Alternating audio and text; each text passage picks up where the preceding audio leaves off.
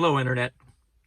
Um, I've spent my entire adult life being fascinated with personality issues, um, character issues, temperament issues. And, I was just thinking about a topic that I think about all the time, actually. Just it's something that's on my mind all the time because to me it's so fundamental to the human condition and the way that I interact with the world, and the way that, whether we're aware of it or not, the way that we all interact with the world or interact with the people around us. I've written about it before. I've journaled about it my entire life. I may have even made a video at some point. But basically, it just has to do with the whole issue of solitude versus community, and being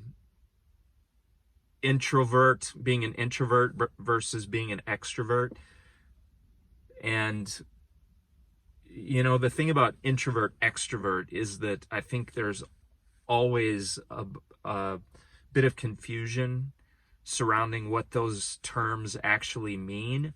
Everybody thinks that if you're an introvert, that it means that you're a shy person, or that you maybe are socially awkward, or that you're a wallflower, you just kind of blend into the background. And then people think that being an extrovert means that you are extremely talkative and outgoing, and you love to be the center of attention, and you love to have a microphone in your hand, things like that. But that's really not how it is.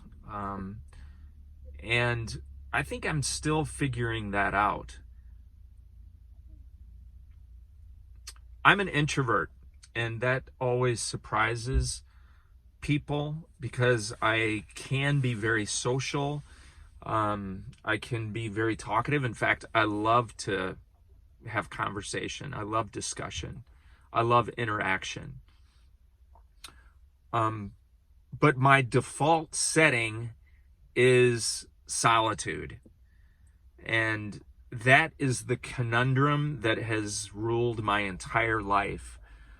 I need to interact with people. I crave deep connection and conversation, and that relating that goes on, especially when it's one-on-one. But the reason I know that I'm an introvert is because, like I said, my default setting is solitude. That is how I refuel. If I have been really interactive and really social for a period of time, sometimes even just for a period of hours, I find myself in desperate need of time alone. And there's this gravitational pull to get me someplace where it's just me and my thoughts and silence. Often I don't even want, the TV, or I don't even want any media. I just want to be by myself with my own thoughts. And, it took me a long time to realize that that's the kind of introvert that I am. A lot of for years, I had a very upfront job. I was on television for about 9 years. I was in the media. Then in years after that, I had leadership positions that put me on stage or in the front of big classrooms packed with people. So I've spent a lot of my time actually vocationally in upfront positions, in front of people, speaking, broadcasting, teaching, all of those things. So, very often we think that means that a person who is like that, or who would choose those kinds of positions or jobs would be an extrovert.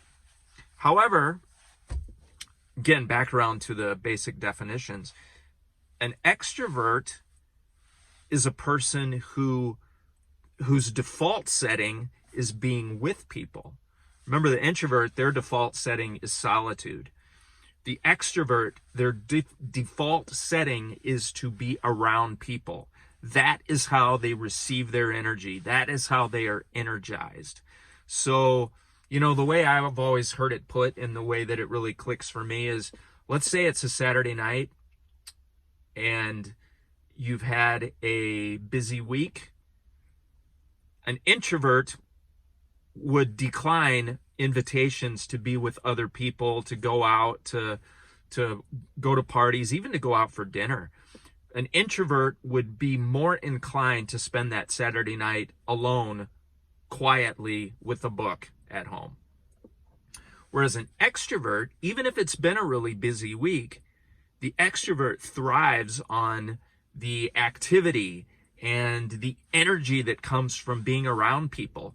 So the extrovert is not going to even for a moment contemplate a Saturday night at home by himself or herself. They are going to go through their contact list and find somebody who wants to get together and hang out. The more the merrier. So yeah, I still find it very interesting and very fascinating. I've spent my entire life trying to dance that line between solitude and community. And I've always felt like it's a huge challenge for me during all different seasons of my life, going all the way back to my early adulthood. And I have to say that I still struggle with it because I like to be by myself. I enjoy being with my own thoughts. I think that's why I love hiking and walking, which I try to do almost every day. And I'm by myself. I don't put in AirPods. I don't listen to music. I don't listen to podcasts. I walk in silence.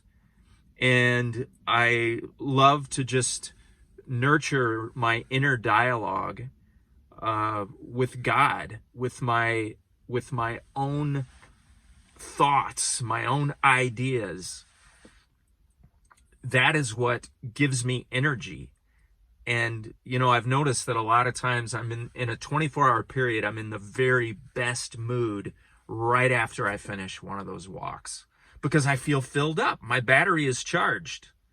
And then maybe I've got it in me to hang out with people or do something that's much more socially interactive.